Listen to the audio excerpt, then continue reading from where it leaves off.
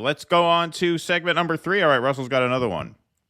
This is Elon. Mr. Elon won a court case or had a friend court of show, drop a case. Elon Musk. He really liked our Cybertruck coverage over at Jimmy's show. He reached out with an email, gave us a free blue check for that. Yeah. But this is the good Musk, as we like to say, the Musk giveth and the Musk taketh away. This is the good Musk. So Australia tried to impose a ban on X of showing video of a stabbing that took place in a church. Now, while X and Musk, through X, conceded their right to dictate law within their country, they were asserting the very dangerous right to put a blanket worldwide ban on that footage. And this is exactly what Michael Schellenberger, amongst others, have been warning about. They've been warning that the intelligence services behind the scenes are working in coordination around the world to try to pass laws in countries that don't have a First Amendment that will ultimately impact the United States, so that all of these social media platforms will wind up creating a uniform standard that goes to the lowest common denominator of the most restrictive law that they have to conform to in order to function in the most restrictive country in their orbit. Now, this was a very interesting test case of that in practice, where Australia asserted its right to ban this worldwide, and X and Musk rightly fought back. Australia on Wednesday announced that it dropped its legal battle against Elon Musk's X to have graphic footage of a church stabbing in Sydney removed from the social media platform.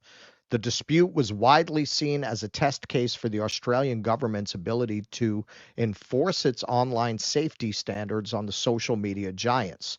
Julie Inman-Grant, Commissioner of Australia's online safety regulator, said in a statement that after weighing multiple considerations, she decided that discontinuing the proceedings would, quote, likely achieve the most positive outcome for the online safety of all Australians, especially children.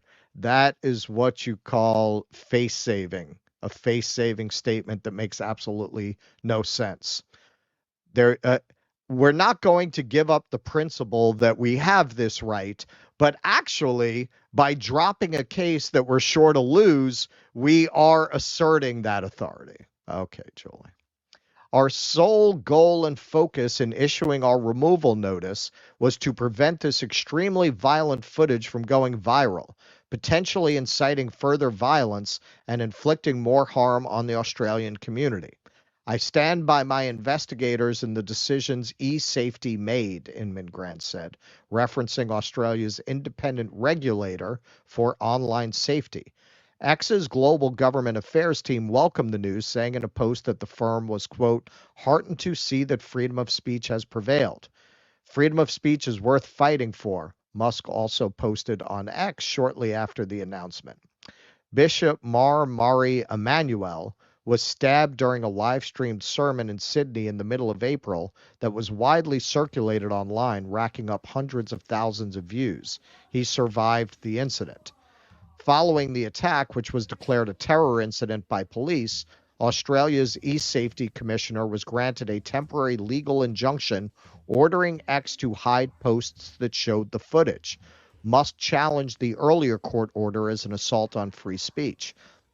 Last month, the Musk-owned social media platform won a reprieve in Australia when a court refused to extend a temporary order blocking videos of the Sydney church stabbing globally. The legal dispute prompted a war of words between senior Australian officials and Musk.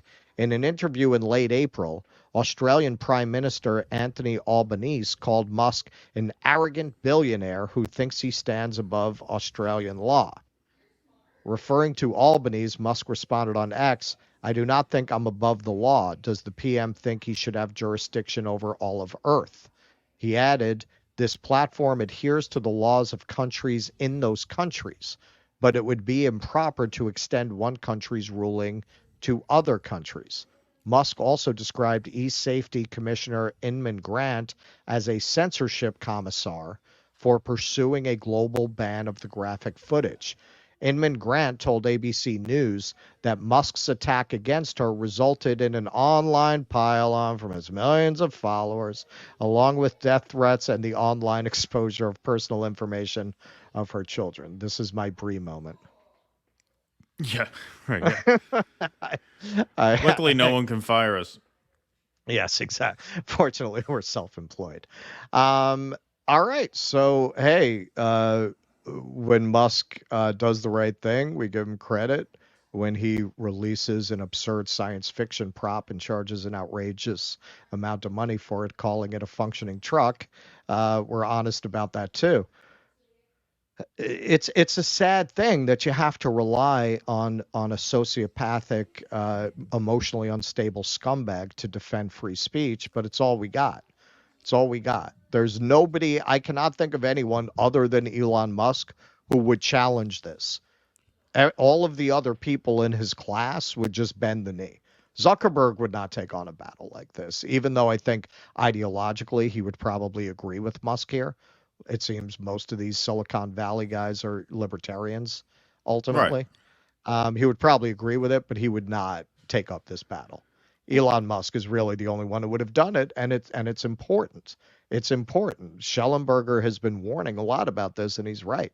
It is extremely dangerous to have these countries like Canada passing these Aldous Huxley Brave New World kinds of laws with the intelligence services hoping that's ultimately gonna come back to the United States.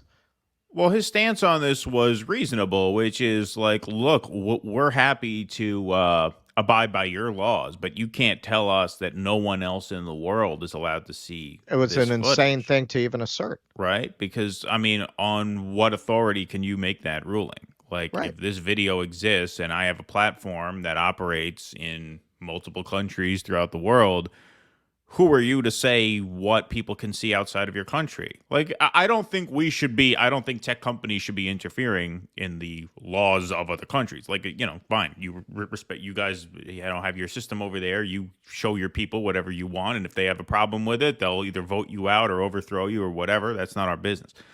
But yeah, you can't because otherwise all of these, forums, whether it's Meta, Twitter, whatever, they will operate according to the rules of the most censorious regimes on earth. Right. And that's how they sneak through an anti-speech standard, is they say, well, we operate everywhere, and in order to not create more work for ourselves, we are just going to create a blanket standard, one size fits all.